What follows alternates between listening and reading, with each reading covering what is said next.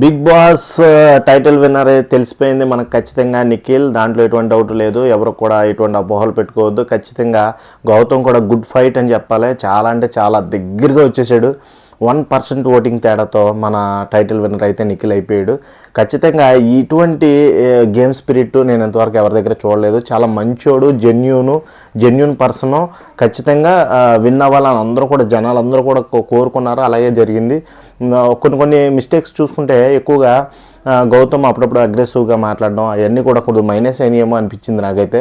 ఓవరాల్గా లాస్ట్లో అయితే వాళ్ళిద్దరూ ఒకటయ్యారు. ఫ్రెండ్స్, గుడ్ ఫ్రెండ్స్, ఫస్ట్ నుంచి తెలుసు వాళ్ళకి. ఒకరి గురించి ఒకరికి. కాకపోతే ఎవరు విన్నర్ అయినా రెస్పెక్ట్ చేయండి. ఫస్ట్ తిట్టొద్దు, ఎవరిని కూడా తిట్టకూడదు. అలాగనే ఎక్కువ మాట్లాడొద్దు వాళ్ళ గురించి. ఎందుకంటే ఆ టాప్ 5కి రావడమే పెద్ద గేమ్ స్పిరిట్ ఉన్న వాళ్ళే అక్కడ ఉంటారు. కాబట్టి ఈ కోణంలో ఆలోచించి ప్రతి ఒక్కరు కూడా సపోర్ట్ చేయండి. విన్నర్ ఎవరైనప్పటికీ కూడా వీళ్ళిద్దరిలో అఫీషియల్గా నాకు తెలిసింది ఏంటంటే విన్నర్ నిఖిల్ అని కన్ఫర్మ్ అయింది. ఖచ్చితంగా చీఫ్ గెస్ట్ చేతుల మీదుగా నిఖిల్ కళ్ళల్లో ఆనందం, అసలు ఏడ్చేసాడు, దారుణంగా ఏడ్చేసాడు.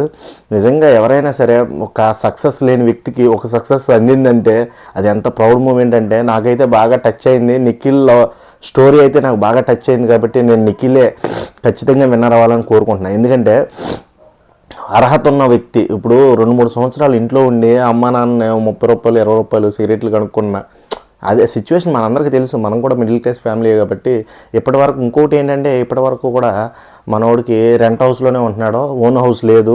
ఈ 55 లక్షలతో కనీసం ఒక హౌస్ కొనుక్కుంటాడని మనస్ఫూర్తిగా కోరుకుంటున్నా. ఈ 55 లక్షలే కాకుండా వచ్చే రోజు కింద ఉంటుంది కాబట్టి ఆ మనీ కూడా యాడ్ చేసుకొని ఖచ్చితంగా మంచి భవిష్యత్తుకి తీర్చిదిద్దుకుంటాడని నేను నమ్ముతున్నా.